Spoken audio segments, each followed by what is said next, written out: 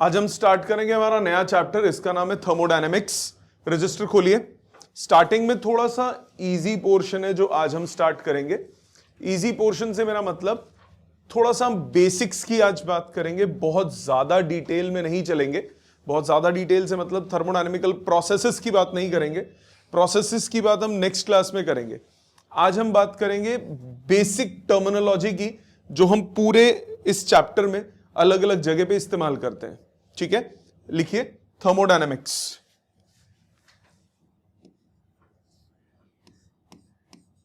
साथ साथ लिखिएगा थर्मोडायनेमिक्स। क्या होता है ये थर्मोडायनेमिक्स? ये ब्रांच ऑफ फिजिक्स है which deals with the study of movement of heat. एक फॉर्म से दूसरी फॉर्म में कन्वर्ट होना या एक बॉडी से दूसरी बॉडी में जाना, इस ब्रांच ऑफ फिजिक्स को बोलते हैं थर्मोडायनेमिक्स। लिखिए, it is a branch of physics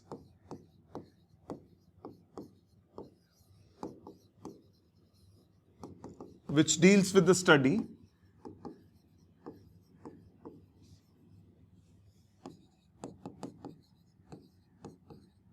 of transformation of heat। Transformation भी होता है, पोटेशन भी होता है। हीट वर्क में कन्वर्ट, वर्क हीट में कन्वर्ट, एनर्जी में कन्वर्ट, इस फॉर्म में जो है इसको हम बोलते हैं थर्मोडायनेमिक्स। अब थर्मोडायनेमिक्स में जो सबसे पहला कॉन्सेप्ट, हम बेसिक कॉन्सेप्ट जो हम यूज करते हैं, जिसको मैं अलग अलग जगह पे बात करूंगा, इसको बोलते हैं थर्मल इक्विलिब्रियम। ये हमने पहले भी बात की है बट बहुत डिटेल में नहीं, मैंने जस्ट एक ब्रीफ आपको बता दिया था कि दो बॉडीज थर्मल इक्विलिब्रियम में कब होती हैं, जब दोनों को आप इन कांटेक्ट लाते हो और एक से दूसरे में फर्दर शेयरिंग ऑफ हीट बंद हो जाती है। याद है, एक बॉडी एट हाई टेंपरेचर, दूसरी body at low temperature, when both are in contact, heat gets transferred from the body at high temperature to the body at low temperature, and this transfer stops when the two bodies are at now same temperature. Now the bodies are said to be in thermal equilibrium. ध्यान है ये बात। अब इसको comprehensively बोलते हैं। लिखिए thermal equilibrium. Thermal equilibrium,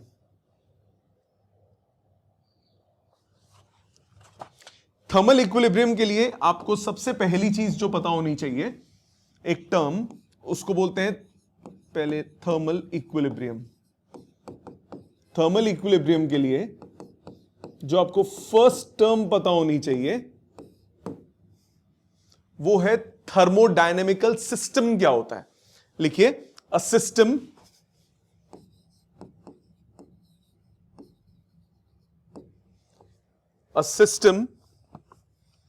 of large number of particles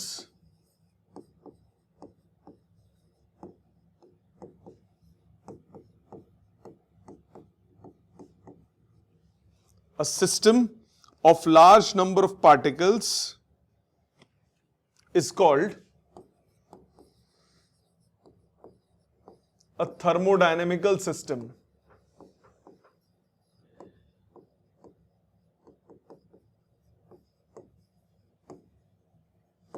किसी भी सिस्टम में खूब सारे पार्टिकल्स हैं, वो क्या कहलाता है? Thermodynamical system. It may be in the form of solid, liquid और गैस। किसी भी फॉर्म में हो सकता है थर्मोडायनेमिकल सिस्टम। सॉलिड की फॉर्म में भी हो सकता है, लिक्विड की फॉर्म में भी हो सकता है और गैस की फॉर्म में भी हो सकता है। ठीक, अब बात करते हैं थर्मल इक्विलिब्रियम की। ध्यान देना बेटा, पहले समझना, मैं टाइम दे दूंगा लिखने के लिए। एनी थर्मोडायनेमिकल सिस्टम, अब 2 मिनट रुक जाइए, लिखने का काम बाद में। Any thermodynamical system is said to B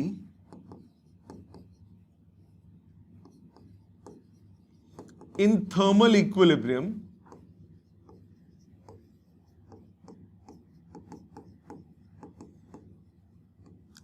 if the variables which characterize the system namely temperature, pressure, volume, heat, etc. do not change with time.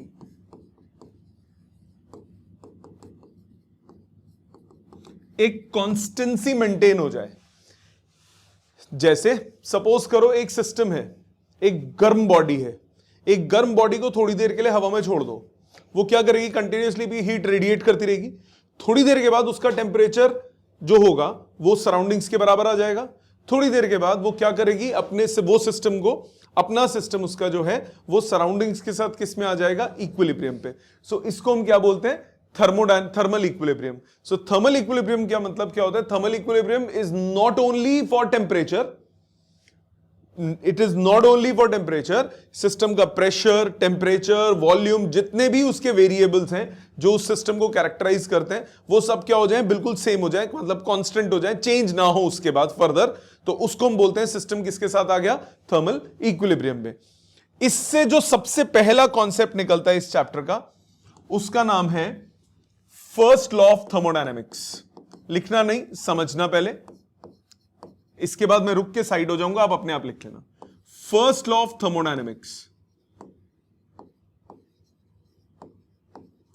First law of thermodynamics क्या कहता है? बहुत सिंपल सा है, बहुत सिंपल सा है। सब ये पहले समझ लो, फिर स्टेटमेंट वाइज लिखेंगे। सपोज आपके पास ये एक सिस्टम है,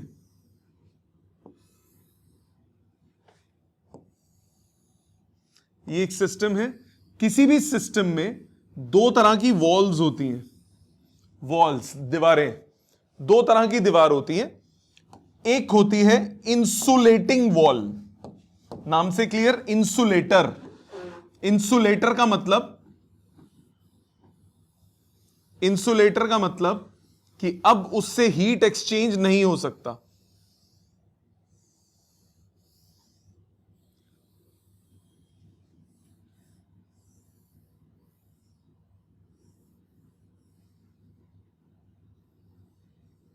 ये आपके पास वॉल है, इसको मैंने नाम दिया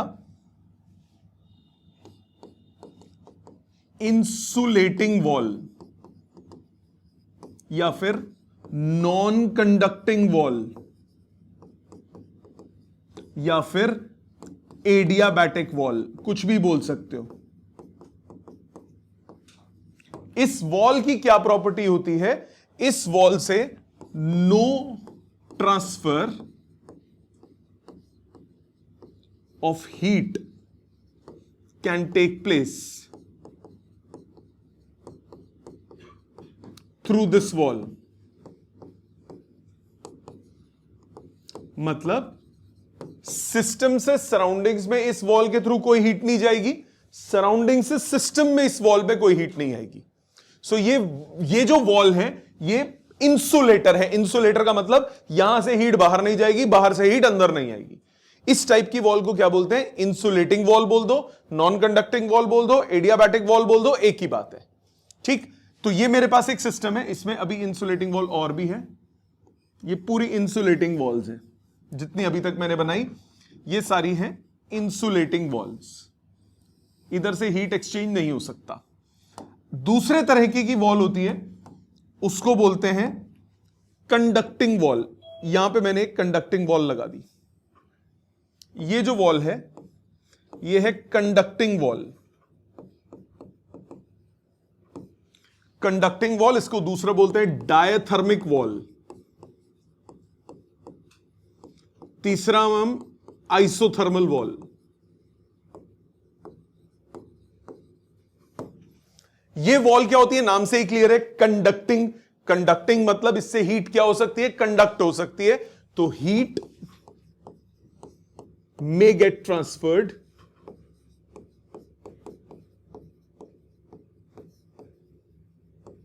between system and surroundings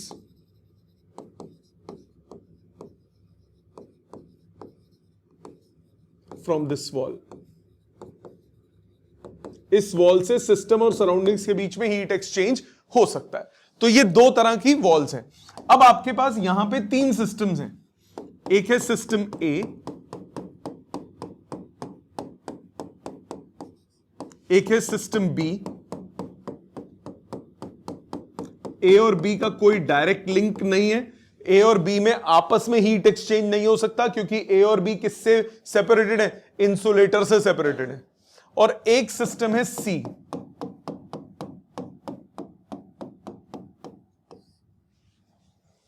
अब बताओ ए और सी में आपस में हीट एक्सचेंज हो सकता है? तो जिसके पास थोड़ी देर के बाद ए और सी किस में आ जाएंगे, थर्मल इक्विलिब्रियम में।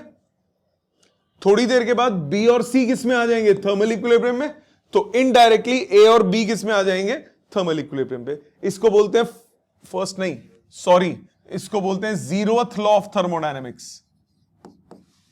आई एम सो सॉरी, इसको बोलते हैं zeroth law of thermodynamics.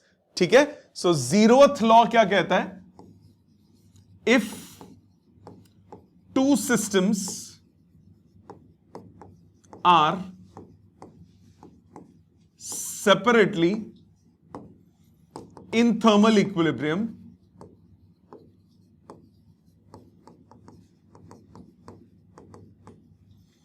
with the third system,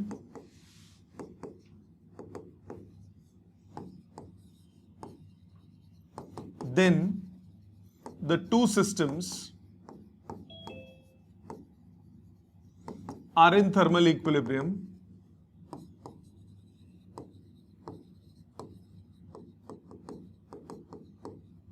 with each other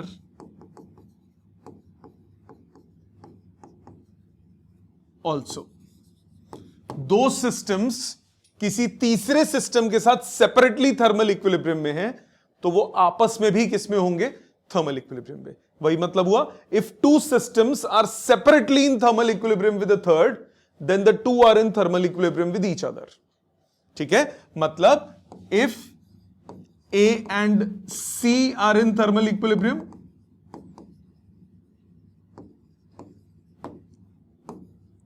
B and C are in thermal equilibrium,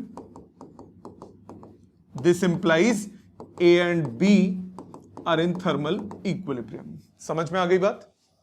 इसको हम नाम देते हैं zeroth law of thermodynamics. Online सबको क्लियर? ठीक है, ये फर्स्ट नहीं है, गलती से मैंने फर्स्ट लिख दिया था। It is zeroth law of thermodynamics. ठीक, पहले इसको लिखिए यहां तक, फिर कोई डाउट आए तो बोलिए, फिर आगे चलेंगे। नेक्स्ट अब हम तीन टर्म्स की बात करेंगे जो हम इस चैप्टर में बहुत ज्यादा यूज करेंगे। वो तीन टर्म्स इस प्रकार हैं, सामने देखिए, मैं टाइम दूंगा लिखने का। पहली टर्म है हीट। इसकी आपने पिछले चैप्टर में भरपूर बात की है। हीट का मतलब क्या है, it's a form of energy. Heat का फ्लो कब होता है, हीट ट्रांसफर कब होती है, whenever there is a difference in temperature, right. So heat क्या है, it's a form of energy, it's a form of energy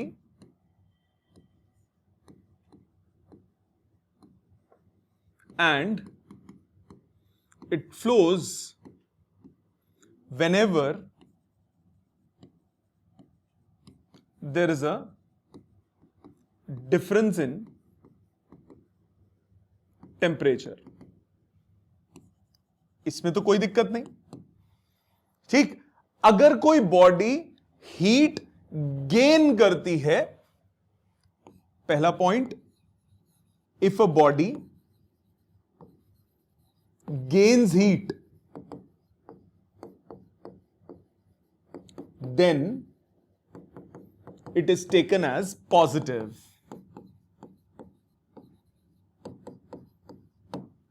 अगर कोई बॉडी को आप हीट देते हो, वो बॉडी हीट गेन करती है, तो बॉडी के रिस्पेक्ट में हीट क्या लो गया, पॉजिटिव। सामने देखना एक मिनट, सपोज करो आपके पास ये बॉडी है, इसका कुछ T1 टेम्परेचर है, लो टेम्परेचर। आपने इसको हीट दी, dq अमाउंट ऑफ हीट दी, इसका टेम्परेचर बढ़ के हो गया T2 which is high temperature. तो अब आप क्या लिखोगे, dq कितना हो जाएगा, mc डेल्टा T। हां कि ना, हां कि ना। और ये क्या हो जाएगा, पॉजिटिव, क्योंकि heat is given to the body. इसी तरह से सपोज एक सॉलिड बॉडी है, आपने हीट दिया इसको और बॉडी मेल्ट कर गई, मेल्ट हो गई, तो मेल्टिंग प्रोसेस में आप हीट कितनी ले लेते हो? Mass into latent heat, m into L. यहां तक बात समझ में आई? दूसरी बात, if heat is taken out of the body,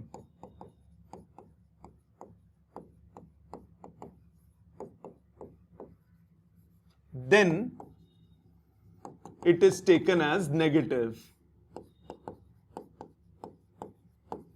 अगर आप किसी बॉडी को हीट, पॉजिटिव लिख दिया, अगर आप किसी बॉडी को हीट दोगे तो वो हीट किस में हो, क्या लोगे? पॉजिटिव लोगे। अगर किसी बॉडी से हीट बाहर निकालोगे तो उसको क्या लोगे? नेगेटिव। दूसरी बात, बहुत काम की बात, हीट जो है वो ऑलवेज represented in calories। ये कभी भी आप जूल में रिप्रेजेंट नहीं करोगे, ये सिर्फ किस में रिप्रेजेंट करोगे? कैलोरीज में। ठीक, पहला टर्म तो ये। दूसरा टर्म जो हम यूज करते हैं वो होता है वर्क। वर्क क्या होता है? अगर आपके पास ये सिस्टम है, एक cylinder fitted with a piston,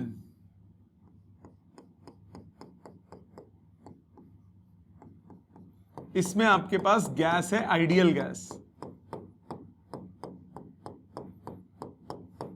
इसमें आपके पास n moles of ideal gas है, इसमें आपके पास आइडियल गैस है।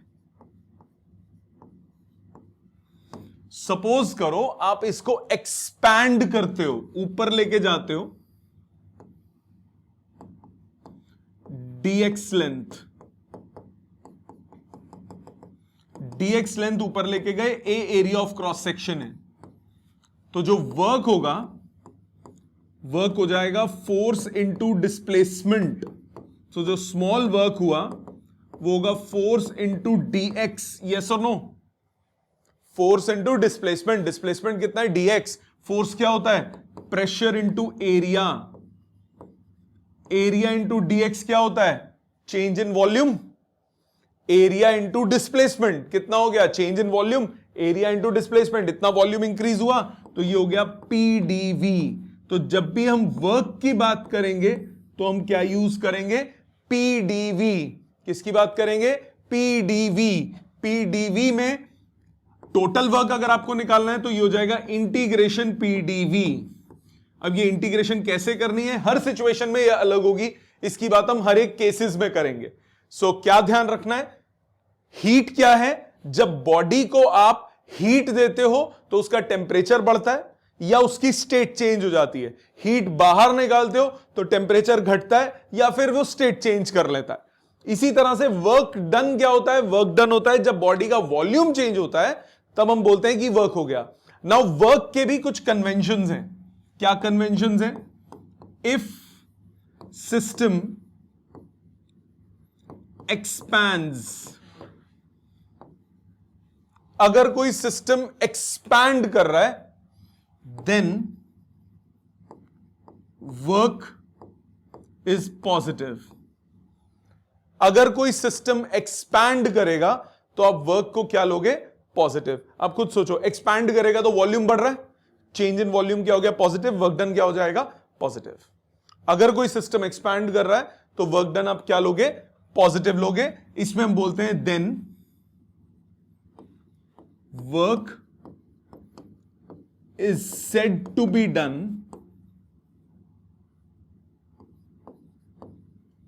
Bye the system. एक्सपेंशन जब होती है तो हम जनरली ये बोलते हैं कि सिस्टम वर्क कर रहा है, अंदर से वर्क हो रहा है, तभी ये एक्सपैंड हो रहा है। इसी तरह से अगर इसको मैं कंप्रेस करूंगा, if system compresses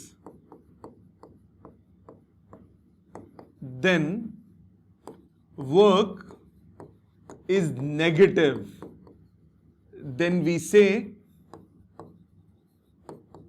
that work is done on the system. So work done by the system में एक्सपेंशन होती है.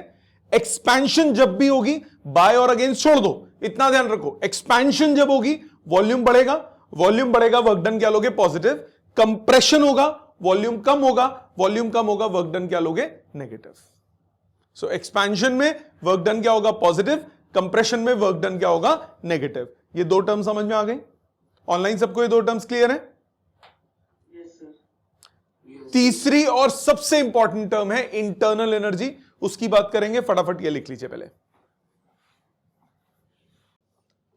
नेक्स्ट आ जाते हैं, हेडिंग डालिए, साथ साथ लिखना पड़ेगा ये आपको. इसको बोलते हैं इंटरनल एनर्जी. पहले समझाता हूं फिर लिखेंगे. इसको यू से रिप्रेजेंट करते हैं. क्या होती है ये अंदरूनी शक्ति? इंटरनल एनर्जी का मतलब होता है किसी भी सिस्टम में जितने भी कॉन्स्टिट्यूएंट पार्टिकल्स हैं, जितने भी हैं, उन सबकी एनर्जी को जोड़ दो, टोटल एनर्जी जो आएगी वो क्या कहलाएगी? सिस्टम की इंटरनल एनर्जी. ये बेसिक बात समझ में आ गई? स्टेटमेंट लिखो. Internal energy of the system, internal energy of the system is the total energy possessed by all the constituents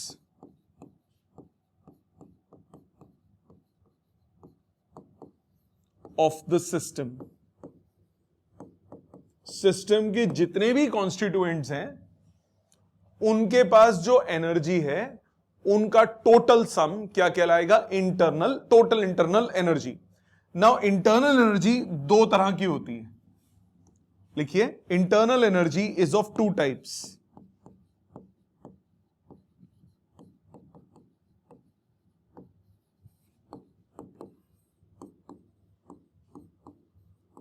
number one, internal kinetic energy.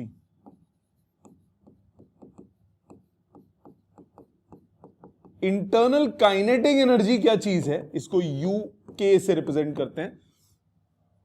ये वही काइनेटिक एनर्जी क्यों होती है? Due to motion. सो जितने भी सिस्टम के particles हैं, जितने भी सिस्टम के कॉन्स्टिट्यूएंट्स हैं, उनके मोशन पे डिपेंडेंट होगी. अब मोशन किस पे डिपेंड करेगा? कि उनके पास थर्मल एनर्जी कितनी है. मेरे पास मॉलिक्यूल्स के पास अगर थर्मल एनर्जी ज्यादा होगी तो उनका मोशन तेज होगा, थर्मल एनर्जी ज्यादा होने की वजह से. तो जो इंटरनल काइनेटिक एनर्जी है वो इनडायरेक्टली किस पे डिपेंडेंट होती है? टेम्परेचर पे. ठीक है, लिखिए, internal kinetic energy is the energy, it is the energy possessed by the molecules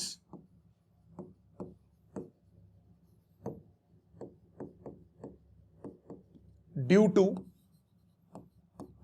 their motion.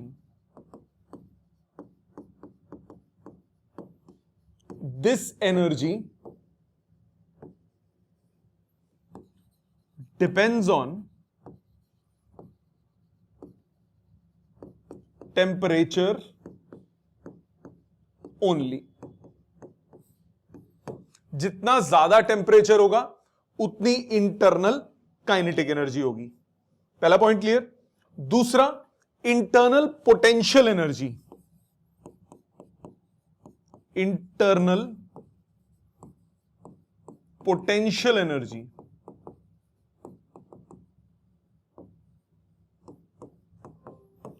Internal potential energy क्या होती है? देखो, पोटेंशियल एनर्जी जब भी हम बात करेंगे वो क्यों होती है? Due two forces. जैसे आपने ग्रेविटेशन में बात किया था, ग्रेविटेशन में एक बॉडी दूसरी बॉडी पे फोर्स लगाती है.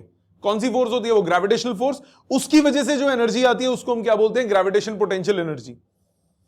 अर्थ हमारे ऊपर फोर्स लगा रही है, इस फोर्स की वजह से जो मेरे पास एनर्जी है वो क्या है? Gravitational potential energy due to earth, mgh. वो क्या है? अर्थ के फोर्स की वजह से। अगर अर्थ की फोर्स खत्म हो जाए तो मेरी ग्रेविटेशनल पोटेंशियल एनर्जी खत्म हो जाएगी। यही होता है जब बॉडी को आप इंफिनिटी पे फेंकते हो, एस्केप वेलोसिटी वाला कंसेप्ट। बॉडी को आपने ऊपर फेंका, अर्थ की ग्रेविटेशनल फील्ड को पार कर गई, तो क्या ले लेते हो? पोटेंशियल एनर्जी जीरो ले लेते हो, क्योंकि फोर्स खत्म हो गई। सो जब तक फोर्सेस होती हैं तब तक क्या होती है? Potential energy. So potential energy जो है वो किस पे डिपेंड करेगी? वो डिपेंड करेगी इंटरमॉलिक्यूलर फोर्सेस पे। सो वैसे पोटेंशियल एनर्जी क्या होती है? लिखिए साथ साथ, it is the energy possessed by the molecules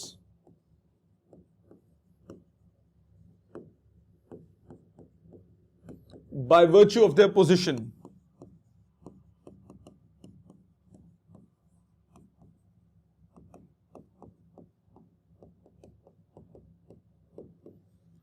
it depends on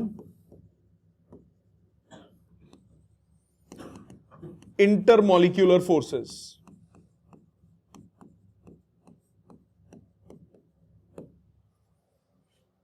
ठीक है। अब अगर हम बात करते हैं आइडियल गैस की,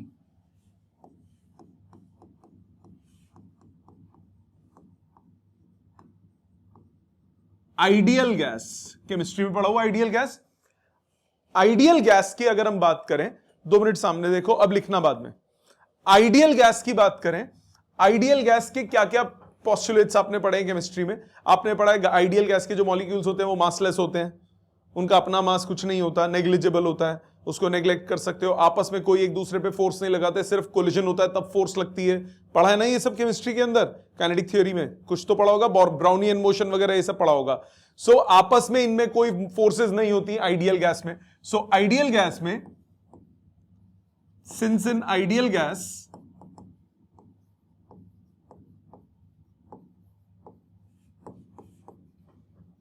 there are no intermolecular forces,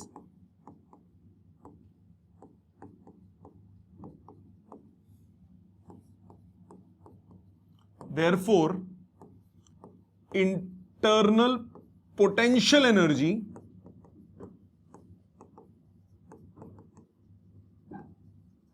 is zero। Ideal gas की इंटरनल पोटेंशियल एनर्जी नहीं होती। Internal energy of ideal gas, internal energy of ideal gas is purely kinetic. वो सिर्फ सिर्फ सिर्फ और सिर्फ काइनेटिक की फॉर्म में होती है, पोटेंशियल की फॉर्म में नहीं होती, चाहे कैसी मर्जी कंडीशन हो। इंटरनल एनर्जी आइडियल गैस की किसी भी हालत में पोटेंशियल नहीं होती।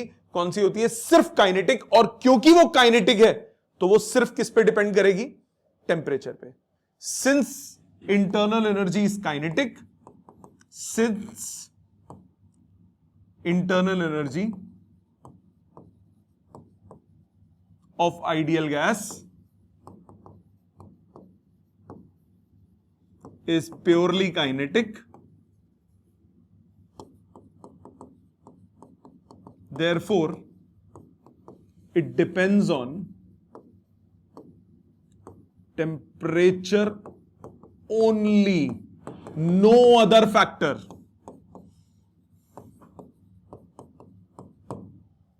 जैसे सपोज करो एक गैस है आपके पास किसी सिस्टम में, आपने क्या किया? उसको एक्सपैंड किया, हीट दे दी, कुछ भी और किया, प्रेशर बढ़ा दिया, कम कर दिया, वॉल्यूम चेंज कर दिया, टेम्परेचर कांस्टेंट रखा किसी हालत में। अगर आप सब कुछ भी चेंज कर देते हो पर टेम्परेचर कांस्टेंट रखते हो, इंटरनल एनर्जी कांस्टेंट रहेगी। इंटरनल एनर्जी आइडियल गैस की सिर्फ सिर्फ सिर्फ और सिर्फ किस पे डिपेंडेंट होगी? टेम्परेचर पे, नो अदर फैक्टर व्हाटसोएवर। आपने वॉल्यूम डबल कर दिया, कोई बात नहीं, हीट भी तो दे दी। आपने वॉल्यूम बढ़ा दिया, हीट दे दी, कुछ भी किया, अगर टेम्परेचर चेंज होगा सिर्फ इंटरनल एनर्जी तभी चेंज होगी, अदरवाइज वो चेंज नहीं होगी। ये मैं बात किसकी कर रहा हूं? आइडियल गैस की। रियल गैसेस में फर्क हो जाता है। जो रियल गैसेस हैं उसमें इंटरमॉलिक्यूलर फोर्सेस होती हैं। अब क्योंकि इंटरमॉलिक्यूलर फोर्सेस हैं तो उसमें जो आपके पास वो होगी इंटरनल एनर्जी, वो डिपेंड करेगी किस पे, अदर फैक्टर्स पे भी। सो अगर हम रियल गैस की बात करें, for real gases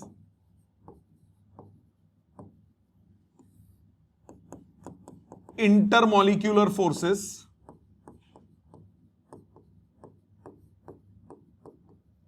are present. Therefore, its internal energy is kinetic as well as potential, वो दोनों पे डिपेंड करेगी। मतलब इट्स इंटरनल एनर्जी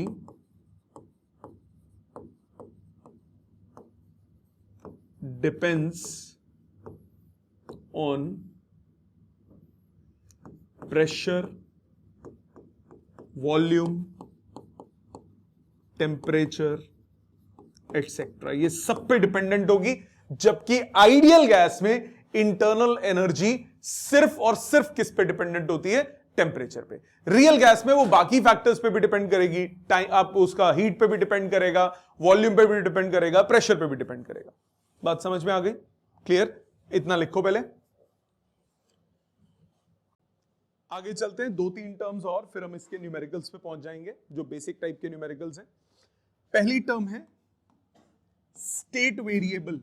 लिखिए, thermodynamical state variables. Thermodynamic state variables. अब ये क्या चीज होते हैं, समझो पहले।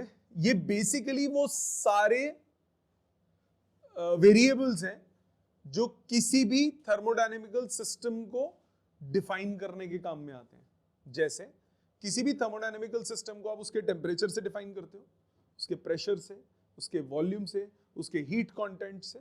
तो इनको हम क्या नाम देते हैं, स्टेट वेरिएबल्स। स्टेटमेंट लिखिए, these are the parameters, these are, साथ साथ लिखिए, these are the parameters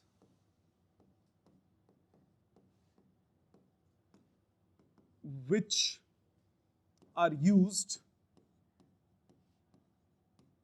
to define equilibrium state of a thermodynamical system.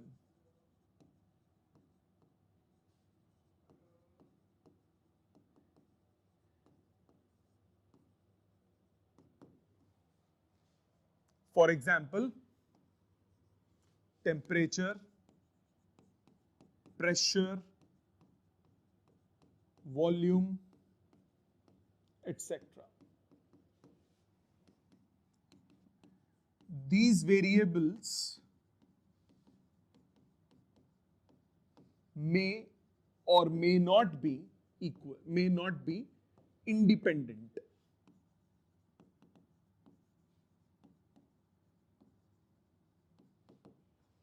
आपस में डिपेंड भी कर सकते हैं किसी सिचुएशन में, इंडिपेंडेंट भी हो सकते हैं आपस में किसी सिचुएशन में। ठीक है? सो इनको हम क्या नाम देते हैं, स्टेट वेरिएबल्स। अब इनका जो आपस का रिलेशन है वो क्या होता है, आइडियल गैस की अगर आप बात करते हो, फॉर आइडियल गैस इनकी इक्वेशन होती है PV is equal to nRT। पता है ना, ये केमिस्ट्री में पढ़ी हुई है सबने। PV is equal to nRT, ये क्या है, आइडियल गैस इक्वेशन। अगर रियल गैसेस की बात करो,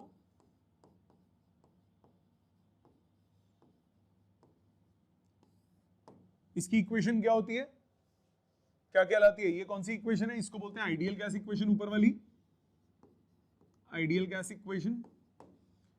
इसको बोलते हैं van der Waals gas equation.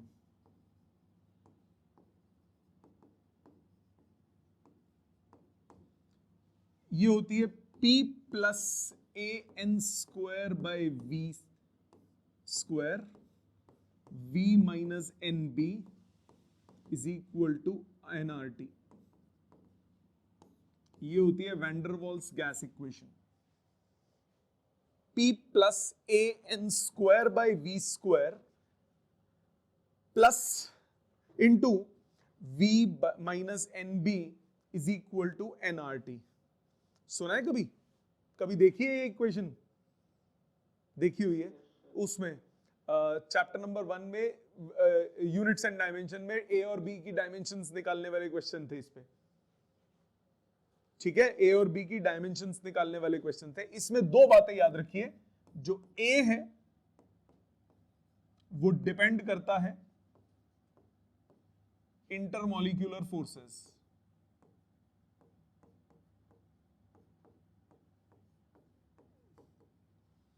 और जो B है वो डिपेंड करता है साइज ऑफ मॉलिक्यूल्स पे। सो ऑब्वियसली जब हम आइडियल गैस की बात करते हैं तो आइडियल गैस में बोलते हैं इंटरमॉलिक्यूलर फोर्सेस नहीं है, तो A क्या होगा? 0। और आइडियल गैस में मॉलिक्यूल्स का अपना साइज नहीं होता, तो B क्या हो जाएगा? 0। तो PV इक्वल टू NRT किसके लिए बन गया? आइडियल गैस के लिए। और रियल गैसेस के लिए ये फॉर्मूला बनता है। ठीक है, कभी काम नहीं आएगा, जस्ट जनरल नॉलेज के लिए बताया ताकि कभी यूज में आए तो टिक्का मार सको MCQ में। ठीक है, प्लीज इसको लिख ली इक्वेशन साथ साथ, फटाफट लिख लीजिए इस इक्वेशन को। इसमें आप A और B के डायमेंशंस तो निकाल सकते हो, कभी जरूरत पड़े तो। कैसे करोगे? P और AN² by V² की डायमेंशंस बराबर होंगी तो A के डायमेंशंस निकल जाएंगे, N के तो कोई डायमेंशंस नहीं होते। इसी तरह जो B होगा उसके डायमेंशन कौन से होंगे? जो वॉल्यूम के डायमेंशंस है। ये तो आता है ना सबको, जो चीजें ऐड और सब्ट्रैक्ट होती हैं उनके डायमेंशंस क्या होते हैं? सेम। तो A के डायमेंशंस क्या होंगे? प्रेशर मल्टीप्लाइड बाय वॉल्यूम का स्क्वायर। और B के डायमेंशंस किसके बराबर हो जाएंगे? वॉल्यूम के डायमेंशंस के। ठीक, समझ में आ गई यहां तक? ऑनलाइन सबको क्लियर? ऑनलाइन सबको क्लियर बेटे? Yes sir. नाउ अगली टर्म जो हम इसमें यूज करते हैं उसका नाम है quasi-static process. QUASI, quasi-static process.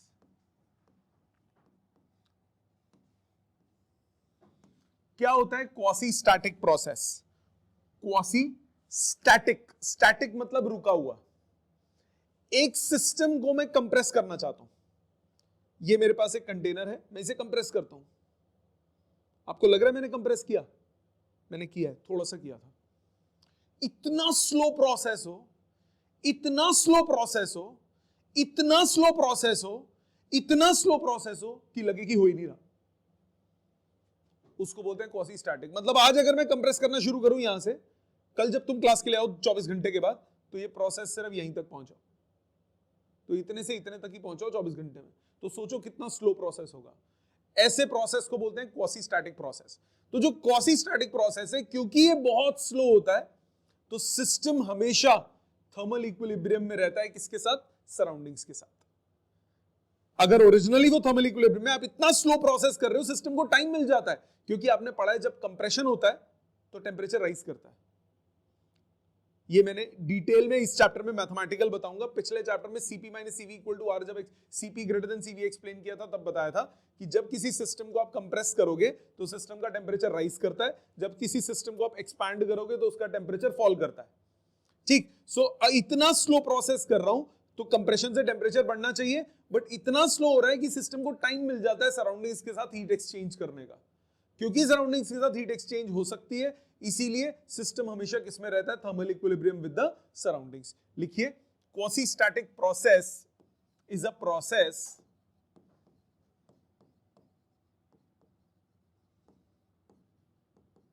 which is extremely slow। ये ऐसा प्रोसेस है जो घना ज्यादा स्लो है, extremely slow. In this process the system always remain in thermal equilibrium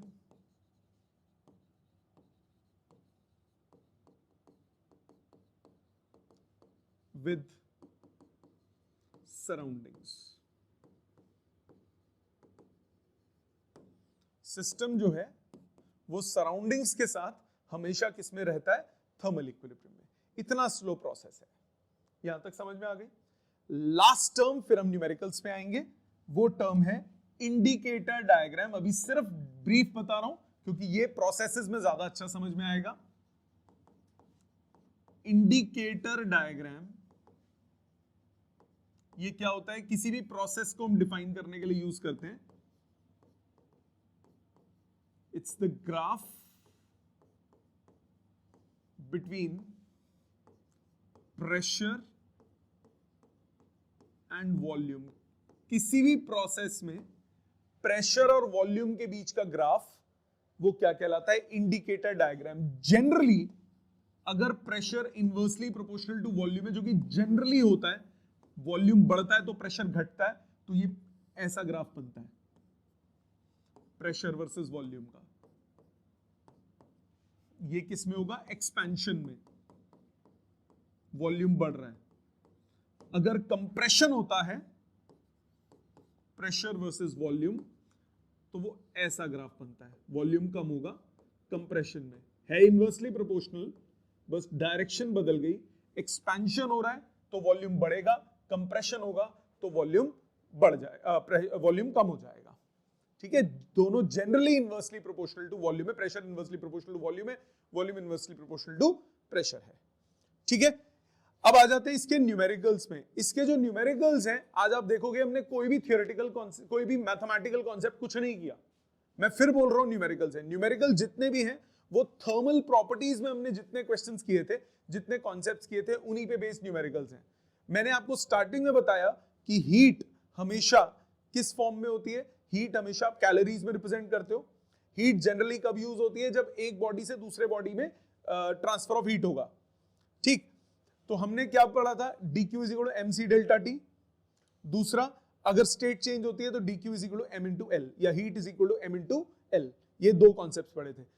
और भी कुछ हो सकता है। सपोज करो मैंने बोला ये दो बॉडीज हैं, इन दो बॉडीज को आपस में रब कर देता हूं, तो फ्रिक्शन की वजह से भी हीट प्रोड्यूस होगी ना। तो जो अमाउंट ऑफ वर्क डन होगा वो किस में कन्वर्ट हो जाएगा? हीट में। तो अगर एक बॉडी को आप रगड़ के धक्का दे रहे हो, तो जितना वो फ्रिक्शन की वजह से हीट आएगी, वो क्या करेगी? उसमें किस में कन्वर्ट कर देगी? फ्रिक्शन का जो वर्क होगा वो क्या किस में कन्वर्ट हो जाएगा? हीट में कन्वर्ट हो जाएगा। तो इस टाइप के न्यूमेरिकल्स हैं।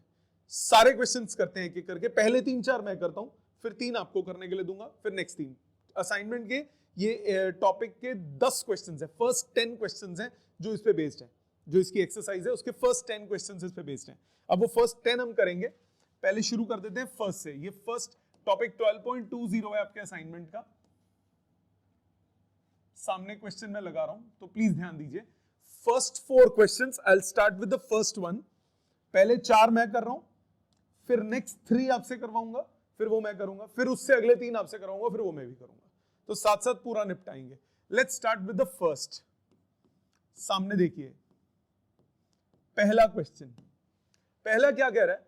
How much heat is developed by the conversion of 1 million erg of work into heat। 1 million erg of work, तो वर्क कितना है? 1 million 10 to power 6 ergs। Million कितना होता है? 10 to power 6 होता है। 1 मिलियन erg, तो 10 to power 6 ergs का वर्क है।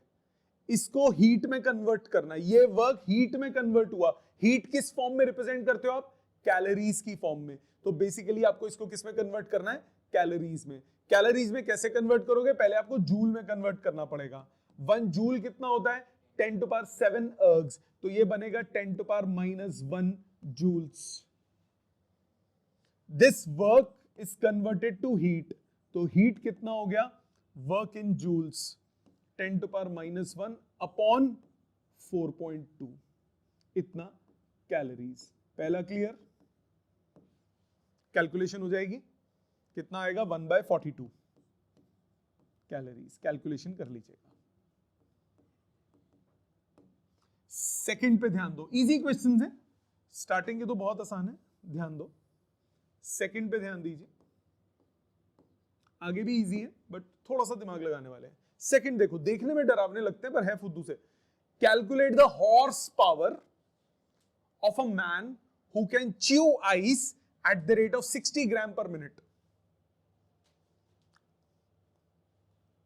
आइस खा रहा हूं 60 ग्राम पर मिनट, 60 ग्राम पर मिनट, तो टाइम ले लो 1 मिनट।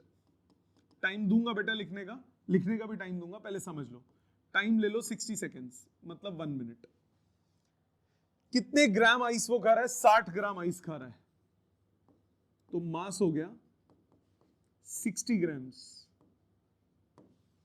आइस खा गया मतलब आइस को मेल्ट कर दिया, तो यानी जो वर्क किया होगा या जो हीट होगी वो कितनी हो जाएगी? ml। स्टेट चेंज हुई, स्टेट चेंज होती है तो हीट क्या लेते हैं? Mass into latent heat. अब इस क्वेश्चन में लेटेंट हीट गिवन है 80 कैलोरी पर ग्राम, मास ग्राम में था तो ग्राम में ही रहने दो। 80 कैलोरी पर ग्राम, रिजल्ट किस में आ गया? कैलोरीज में। इतनी कैलोरी ऑफ हीट डेवलप हुई। वर्क किस में होता है? जूल्स में। आपको क्या निकालना है? घोड़े की पावर। वर्क होता है जूल्स में, आपको हॉर्स पावर निकालना है, तो पहले वर्क निकालो। वर्क कितना हो जाएगा? 60 इंटू 80 इंटू 4.2 जूल्स। पावर क्या हो जाएगा? पावर होता है वर्क अपॉन टाइम। वर्क कितना है? 60 into 80 into 4.2 divided by time. Time कितना है? 60 सेकेंड्स। कट गया ये, इतना वॉट आ गया। आपको क्या निकालना है? Horse power. तो हॉर्स पावर के लिए क्या करते हो? 746 से डिवाइड, इतना हॉर्स पावर आंसर आ जाएगा। करोगे कैलकुलेशन? समझ में आया? कैलकुलेट हो जाएगा। Logic clear? क्या किया? जितनी हीट आपको चाहिए मेल्ट करने के लिए, उसके लिए आपको कितना वर्क करना पड़ेगा वो निकालना है। और वर्क पर सेकंड क्या होता है? पावर। तो वर्क निकाल के टाइम से डिवाइड कर दो, पावर आ जाएगी। हाँ जी बेटा, वो 10 to power 3 में उसने कन्वर्ट किया है, यूनिट कन्वर्जन है। आगे देख, यूनिट में जूल के आगे और भी कुछ है, पर किलो कैलोरी, और हमारे पास यहां क्या है? कैलोरी। तो किलो वाला कट गया वहां से, जूल पर किलो कैलोरी दिया है 4.2 into 10 to power 3। ठीक है, यूनिट्स का ध्यान रखना है। वो वैल्यू देखो ना, ये है 4.2 into 10 to power 3 जूल पर किलो कैलोरी। सो 4.2 जूल पर कैलोरी, ये है वो जे की वैल्यू। ठीक है, कन्वर्जन के लिए होगा। आगे देखो थर्ड, ये दो समझ में आगे सबको? किसी को दिक्कत है बेटा इसमें तो प्लीज बोलो। इधर सबको क्लियर है? ऑनलाइन सबको क्लियर बेटा? कोई डाउट किसी को? ओके। थर्ड पे देखो, a heavy box having a mass of 2 quintal. 2 quintal मतलब कितना KG? 200 KG. A heavy box having a mass of 200 kg is pulled along the floor for 8 meters. एक बॉक्स है m मास का, m कितना है? 200 kg। इसको फ्लोर पे पुल कर रहे हो 8 मीटर तक, 8 meters. Okay. If the coefficient of sliding friction is 0.2, mu की वैल्यू 0.2 दिया है, how much heat is developed, तो जो अमाउंट ऑफ वर्क होगा वो किस में कन्वर्ट हो जाएगा? हीट में। वर्क डन क्या होगा? वर्क होगा फोर्स इनटू डिस्प्लेसमेंट। कितना फोर्स लगाना पड़ेगा फ्रिक्शन के against? Mu times m g into displacement. हाँ कि ना? म्यू कितना है? 0.2, मास कितना? 200, जी कुछ बोला तो नहीं हुआ? 9.8, डिस्प्लेसमेंट 8, इतना जूल्स। हाँ कि ना? ये वर्क किस में कन्वर्ट होगा? हीट में। देयरफॉर हीट कितनी हो जाएगी? किस में कन्वर्ट कर देंगे इसको? कैलोरीज में। 200 इंटू 9.8 इंटू 8 डिवाइडेड बाय 4.2, इतना कैलोरीज। Got it? इजी, समझ में आ गया। आ जाते हैं फोर्थ पे। फोर्थ पे ध्यान दीजिए।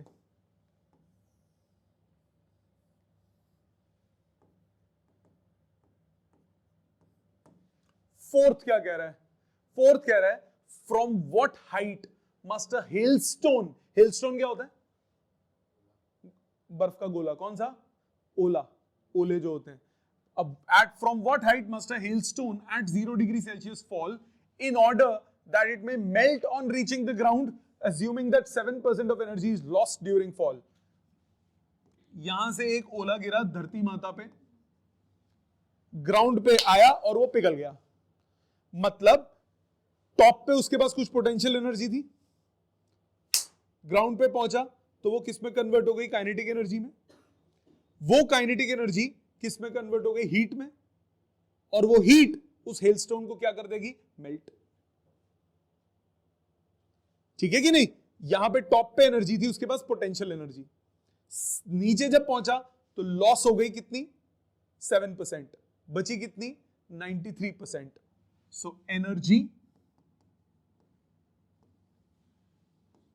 व्हेन इट रीचेस ग्राउंड वो है 93% of mgh. This energy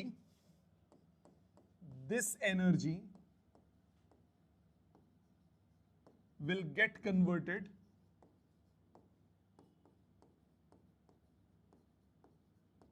to heat,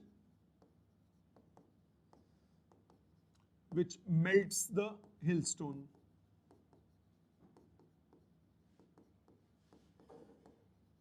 मतलब 93% of mgh divided by 4.2 is mass into latent heat. Yes or no?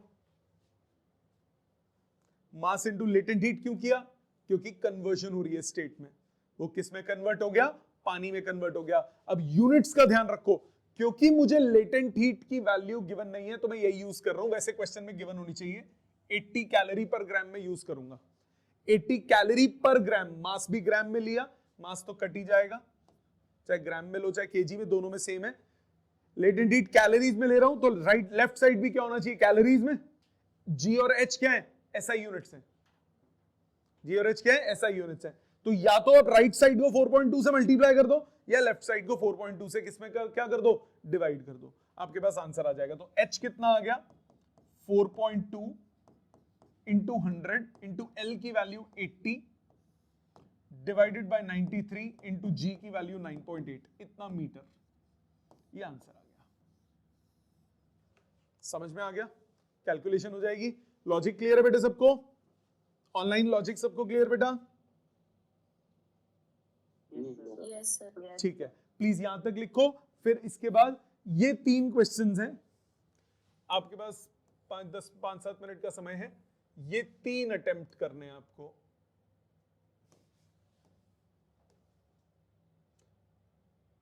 ये 3 आपको अटेम्प्ट करने हैं।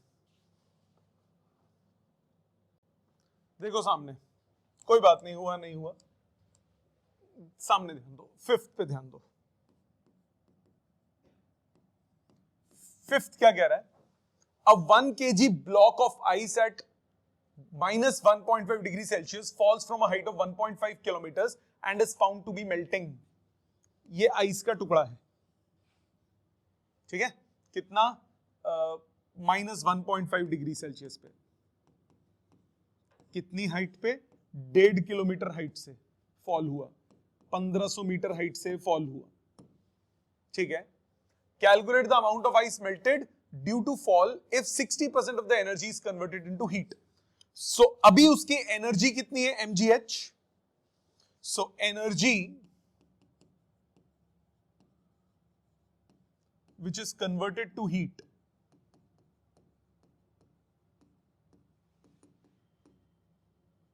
वो हो जाएगा 60% of mgh। मास पता है? 1 kg ब्लॉक, h है 1500 मीटर्स।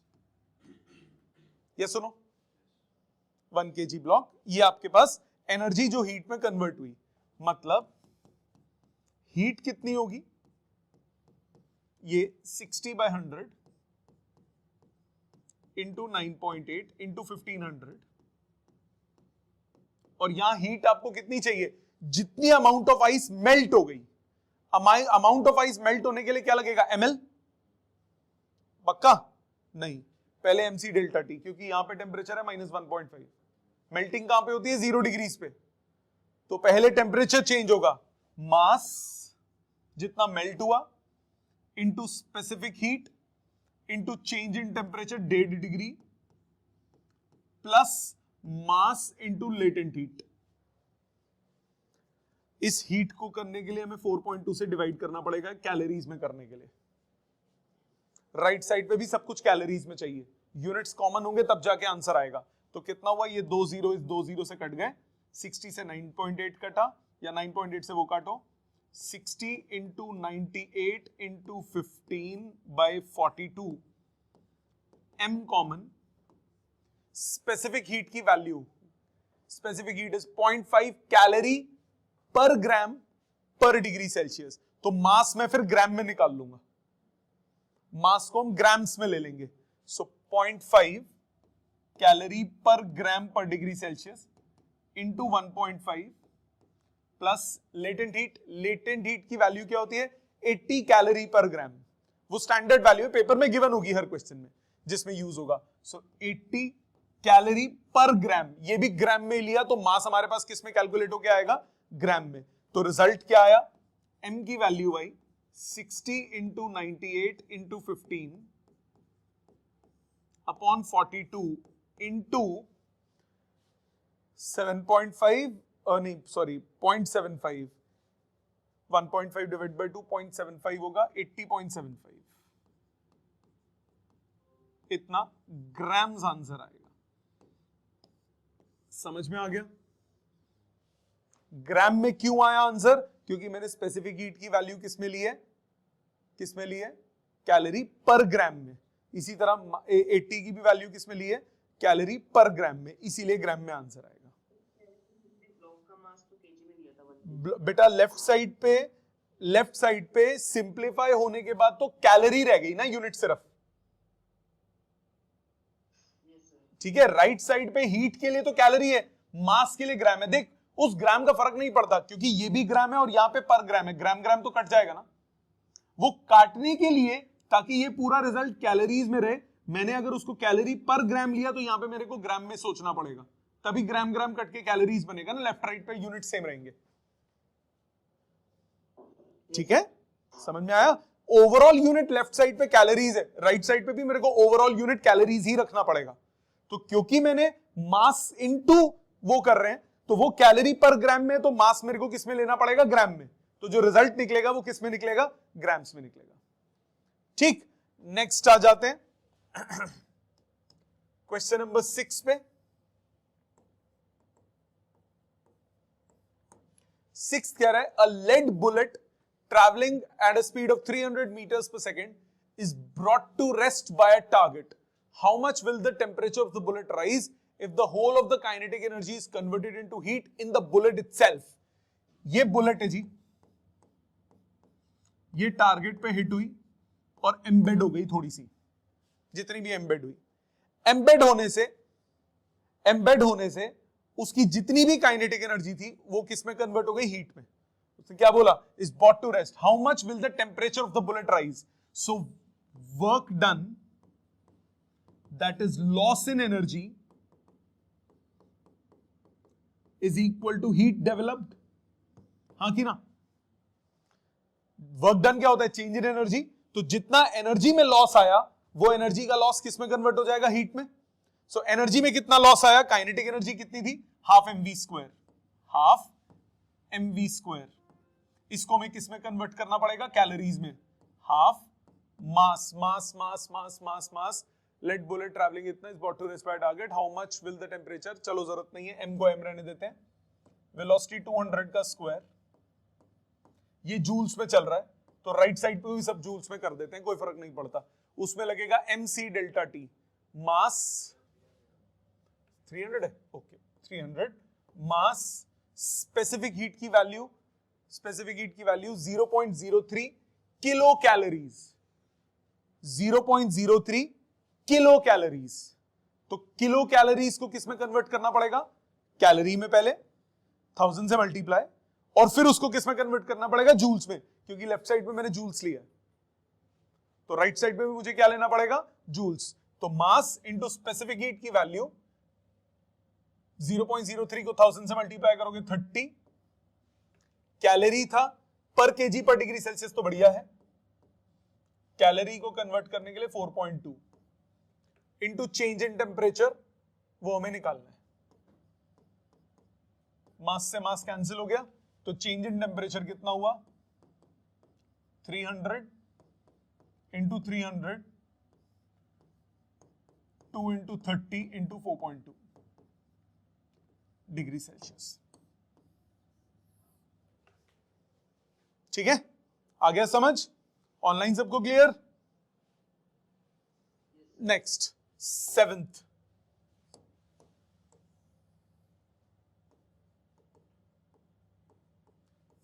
पे ध्यान दीजिए। A 2 kg hammer moving with a velocity of 20 meters per second strikes a 50 gram iron rod lying on the ground. Ground पे पड़ी है एक आयरन रॉड, उसको मैंने टंग करके मारा, यानी मैंने जो वर्क किया वो वर्क उसमें क्या प्रोड्यूस करेगा? हीट प्रोड्यूस करेगा। सो 2 kg hammer moving with a velocity of 20 meters per second strikes a 50 gram iron rod lying on the ground. If half of the energy goes into heating, what will be the increase in temperature?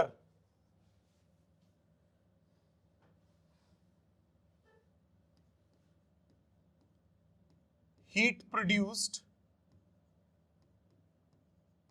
is half of energy.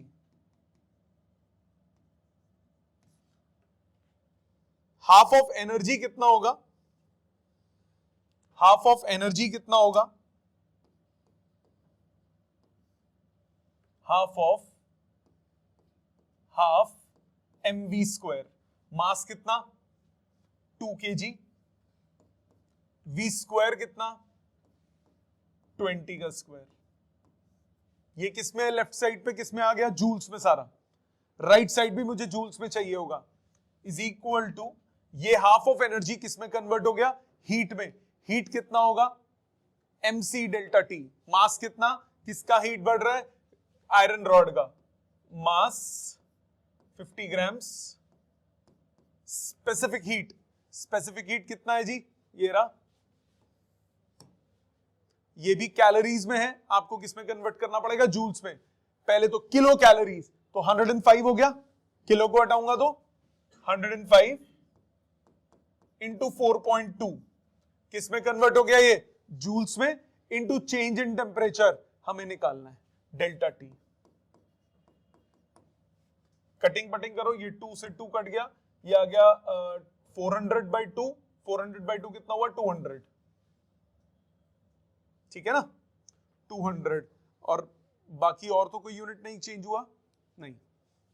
ये 0 से 0 is equal to ये 1/20 into 105 into 4.2 into delta T. So delta T कितना आ गया?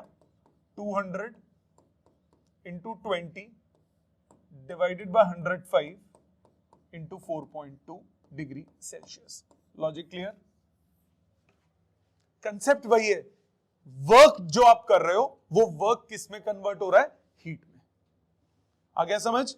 Online सबको clear बेटा? ठीक है, आप इस पे दिमाग लगाइए प्लीज, इन तीनों क्वेश्चंस पे 2-4-5 मिनट लो, पहले सोच लो, फिर उसके बाद मैं तीनों करूंगा। पहले आप सोच लो, एक बार कोशिश कर लो, अपना दिमाग चला लो। अगर होता है तो बहुत बढ़िया, नहीं होता इन एनी केस मैंने तो करना ही है सारे।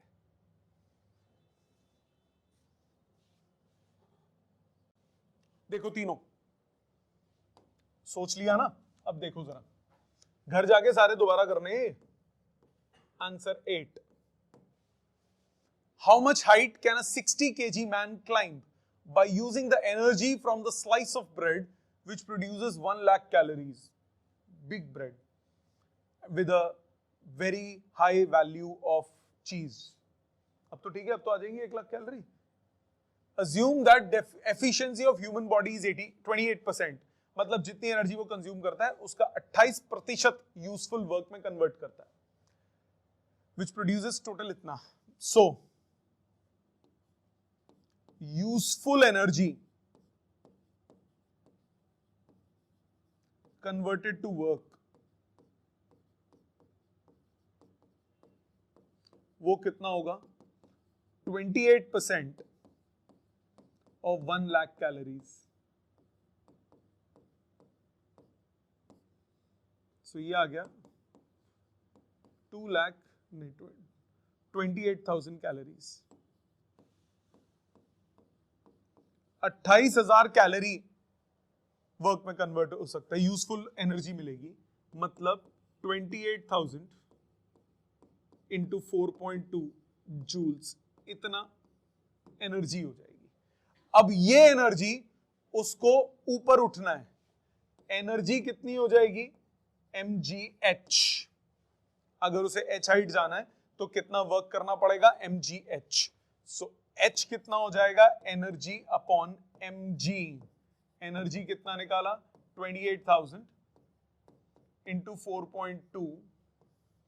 बंदे का मास कितना? 60 किलो. गधे की वैल्यू 9.8. इतना मीटर्स आंसर आ जाएगा. इजी, समझ में आ गया? जितना एनर्जी उसको मिली, उस एनर्जी को उसने वर्क में कन्वर्ट किया, और वो वर्क कितना होता है जब हम हाइट पे जाते हैं? वर्क डन कितना होता है? mgh. तो h निकल जाएगा. आ जाते हैं आंसर नंबर 9 पे. 9th कह रहा है calculate the velocity with which a lead bullet having initial temperature 30 should strike a target so that it may just melt. Oh my God, ये कितना गंदा हुआ ना उस बुलेट के साथ, बेचारी के साथ. क्या हुआ? वो स्ट्राइक करे और बुलेट ही मेल्ट हो जाए. Only half of the heat produce is absorbed by the bullet. जितनी हीट प्रोड्यूस होगी, मतलब जितनी भी हीट प्रोड्यूस हुई वो उसका हाफ बुलेट ने एब्सॉर्ब किया. स्पेसिफिक हीट दिया हुआ है, लेटेंट हीट दिया हुआ है, मेल्टिंग पॉइंट दिया हुआ है, और किलो कैलोरी वगैरह की वैल्यू दी है. वो तो स्टैंडर्ड वैल्यूज हैं. क्या करोगे? बुलेट ने स्ट्राइक किया, 30 डिग्री सेल्सियस पे था उसका टेम्परेचर. जब स्ट्राइक करेगा, मेल्ट करने के लिए उसको कहां पहुंचना पड़ेगा? 30 से कितना? 330 पहुंचना पड़ेगा ना. सो पहली बात, heat required to melt. Melt होने के लिए कितनी हीट रिक्वायर्ड होगी? हो जाएगी mc delta T plus ml. हाँ कि ना? पहले उसे टेम्परेचर बढ़ाना पड़ेगा, फिर मेल्ट होगी ना. तो टेम्परेचर कितना बढ़ाएगी? मेल्टिंग पॉइंट दिया 330 और उसका टेम्परेचर था 30. मास ऑफ बुलेट मन्ने ना बेरा, कॉमन ले लो. स्पेसिफिक हीट की वैल्यू बुलेट की कितनी दी हुई है? बुलेट की लेट कितनी दी हुई है? 0.03 किलो कैलोरी पर किलोग्राम. तो किलोग्राम में रहने दो, किलो कैलोरी को हटा लो. किलो कैलोरी के 1000 से मल्टीप्लाई हो जाएगा, कितना बचेगा? 30 कैलोरी पर किलोग्राम पर डिग्री सेल्सियस. सब कुछ ऐसा ही मैं लेके चल रहा हूं. कैलोरी में मतलब हीट सिर्फ कैलोरी में, बाकी सब कुछ ऐसा ही में. इनटू चेंज इन टेम्परेचर कितना? 300 डिग्री सेल्सियस. प्लस मास नहीं पता, वो तो कॉमन ले लिया. लेटेंट हीट की वैल्यू 6 किलो कैलोरी, 6000 कैलोरीज. ठीक है, कितना आया? 9,000 प्लस 6,000, 15,000 इंटू एम कैलोरीज. इतनी हीट रिक्वायर्ड है मेल्ट के लिए. ये हीट कहां से मिलेगी? जो एनर्जी आएगी उससे. Velocity with which the lead bullet इतना should strike melt. Only half of the heat produced is absorbed by the bullet. तो हाफ ऑफ एनर्जी वो होगी जो रिक्वायरमेंट के बराबर है, इनटू 4.2, क्योंकि जूल्स में कन्वर्ट करना पड़ेगा.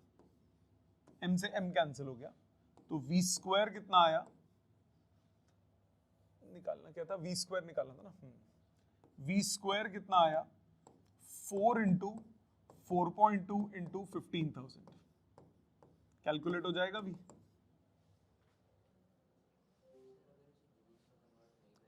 करना पड़ेगा, जूल में कन्वर्ट करना पड़ेगा। आप लेफ्ट साइड पे आप ऐसा यूनिट्स लेके चल रहे हो जूल्स में, और राइट साइड में कैलोरीज, ऐसे इक्वेट थोड़ी ना कर सकते हो। या तो आप जूल को कैलोरी में करो या कैलोरी को जूल में करो, आपकी चॉइस है, किसी एक को तो करना ही पड़ेगा। जनरली हीट जब आप निकालते हो तो सब कुछ कैलोरीज में कन्वर्ट करते हो, और जब आप वर्क या एनर्जी निकालते हो तो सब कुछ जूल्स में कन्वर्ट करते हो। ठीक है, आ जाते हैं लास्ट क्वेश्चन पे। जी सर, नहीं, वो तो हीट रिक्वायर्ड है, वो तो चाहिए ही। जितनी उसको हीट मिली वो कितनी है, जितना एनर्जी थी, जितनी एनर्जी थी उतनी हीट मिली उसे, उसका हाफ मेल्टिंग के लिए रिक्वायर्ड है। ये तो मेल्टिंग के लिए चाहिए ही चाहिए ना, ये तो मेल्टिंग के लिए चाहिए, तो जो मिल रहा है वो इससे डबल होना चाहिए, क्योंकि हाफ ही तो कन्वर्ट हो रहा है मेल्ट के लिए। ठीक है ना, इसका डबल इस जो मिल रहा है, या जो मिल रहा है उसका हाफ इज दिस। रिक्वायरमेंट तो इतनी है ही है, इसको नहीं आप छोड़ सकते। ठीक है, आ जाते हैं 10th पे। 10th में क्या बोल रहा है, from what height should a piece of ice, from what height should a piece of ice fall so that it melts completely? Only 1/4 of the heat produces melt is absorbed by ice. तो अभी ऐसे बहुत सारे किए, क्या करते हो, 1/4 of mgh, 1/4 use हुआ सिर्फ, वो किस में कन्वर्ट हो जाएगा वो किस में कन्वर्ट हो जाएगा, मेल्ट करने में ml। यूनिट्स डालो, कॉमन यूनिट्स 1/4, क्वेश्चन में g की वैल्यू दी है 10, h की वैल्यू हाइट निकालना है, लेटेंट हीट की वैल्यू 3.4, ये ऑलरेडी जूल्स में दी है तो अपने को कोई टेंशन नहीं, 3.4 इंटू 10⁵, h निकल जाएगा। वो जूल्स में दिया था, मेरे को कोई टेंशन नहीं, कैलोरी में दिया होता तो पहले 4.2 से मल्टीप्लाई करता। समझ में आ गया, ऑनलाइन सबको क्लियर बेटा?